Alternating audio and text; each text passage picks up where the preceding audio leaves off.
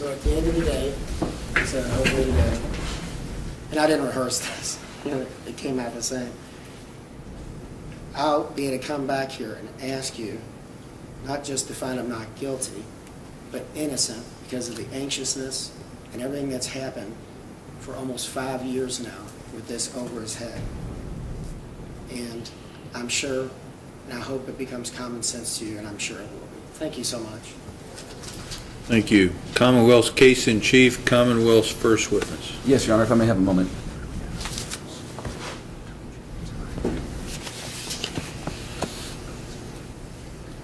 Your Honor, the Commonwealth would call Detective Tony James. Detective Tony James. Tony James. Tony James.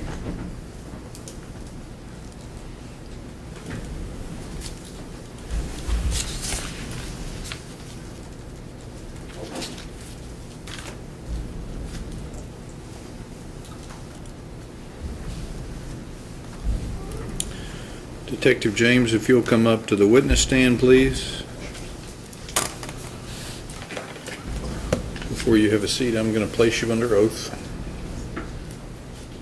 Do you swear or affirm that the testimony you're about to give will be truthful? Yes, Your Honor, I do. Thank you. Have a seat. Be comfortable. I encourage you to sit up close to the microphone. It's adjustable for your height. Keep your voice up good and loud so we can all hear your testimony. Yes, sir, Your Honor.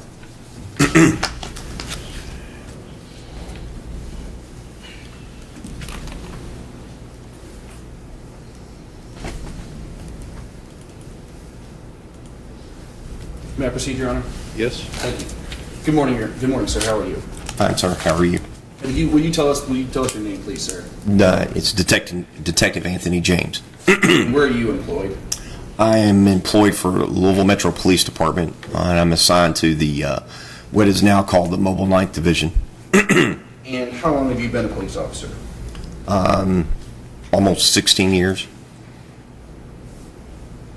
Were you assigned to the 9th Mobile back on November the 30th of 2012? Yes, sir.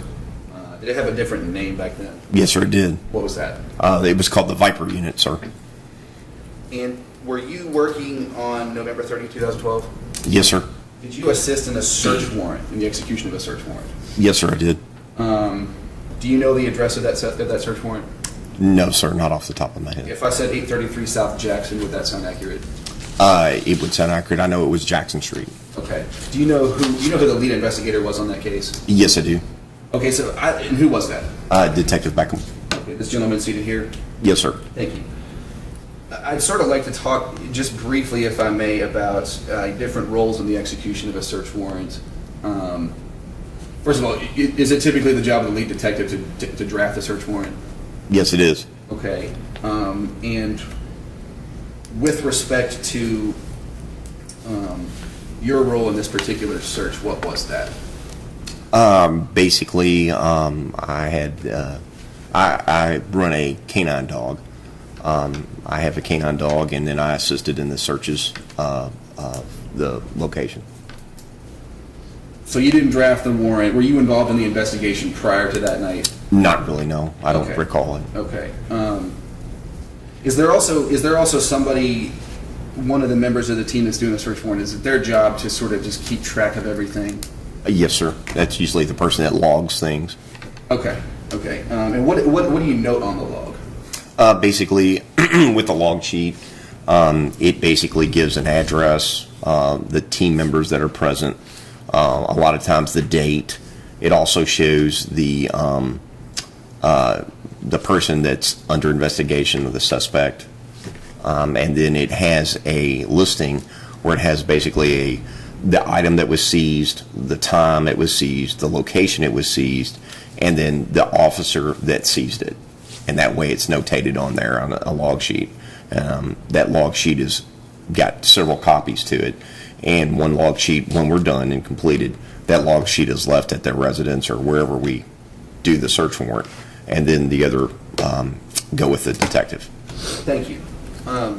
During this search of 833 South Jackson on November 30th, 2012,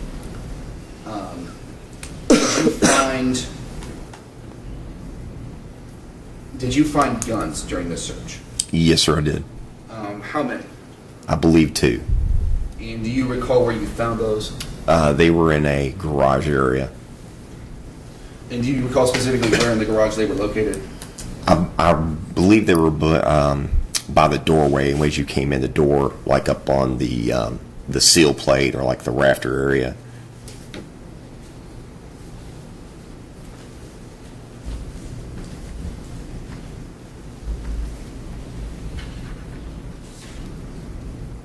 Your Honor, may I approach the witness? Yes, standing permission to approach the witness. Thank you.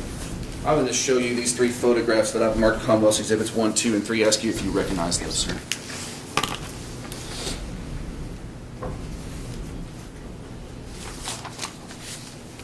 Yes, sir, I do. And what are those photos of? Handguns. And are those photos a fair and accurate representation of the guns you found on that night? I believe they are. Yes, sir. Thank you. Your Honor, I would move to introduce Commonwealth's 1, 2, and 3. Any objection? No objection. Introduced into evidence. Yes. Ladies and gentlemen, each of the exhibits that are introduced into evidence, you'll probably get to see them in some fashion in the courtroom, but each of those exhibits will also come back into the jury room with you, so while you're deliberating, you'll have those to look at. Thank you, Your Honor, and I'm going to publish these electronically if that's okay. That's perfectly fine. Okay.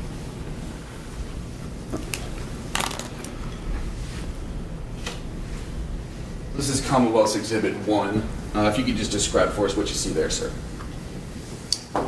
Basically, if you'll look above there, I believe that was the doorway where you came into the garage. And above that, by that yellow light fixture, you can see 2 handguns up by the rafter area at basically where the garage ends and the wood frame for the roof begins. Okay, and this is Commonwealth's 2. What are we looking at here? The same, the backside or the pistol grip of the 2 handguns, basically. And finally, Commonwealth's 3. Just another picture, just a close-up, which is a common thing that we do. We try to document where we located the items. And if you can recall, these appear to be fairly well-lit pictures. I'll go back to Commonwealth's 1. These appear to be fairly well-lit pictures. Do you recall how the garage was lit? I really don't. I don't know. I really don't recall that. No. So you couldn't say if this was on account of a flash or if that's how that was. Okay, and if you don't remember, that's fine. Yes, sir. I don't recall that. I figured I would ask you.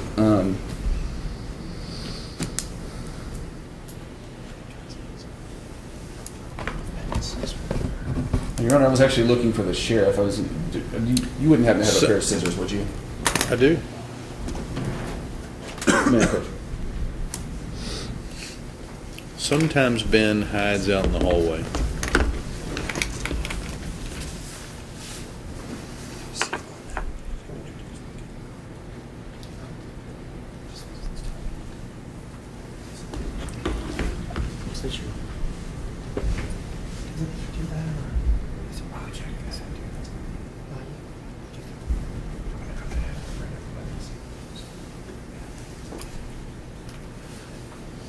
And Your Honor, I'm gonna give the scissors as well as this case to Detective James and ask him to cut the seal on it.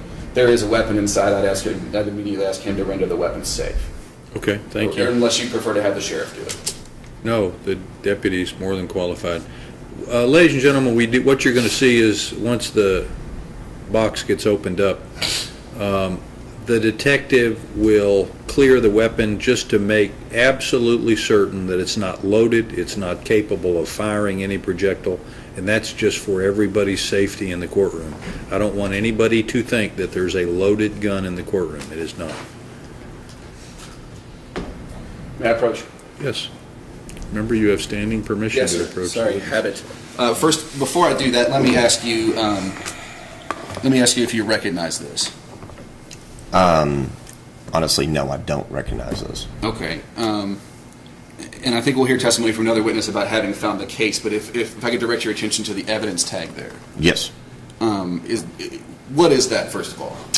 It appears to be a Smith & Wesson gun case, If you Okay. purchase a gun, this is usually how they come. And the tag that's taped on the front of that, It's an evidence tag. is that something that's employed by LMPD? Yes. Okay, is it labeled? Yes, it is. Okay, if you would tell us what it's labeled as. Sure. It's got a case number at the top, and then below that it says 40 caliber Smith & Wesson, model number SW40EV/1 mag hard case.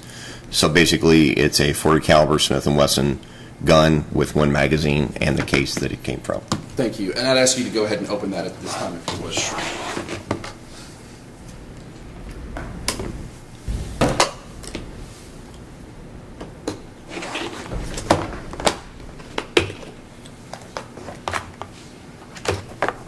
Would you like me to clear it? Yes, please. It's clear. And if you would leave it breech open. It's clear, Your Honor. Satisfied, thank you.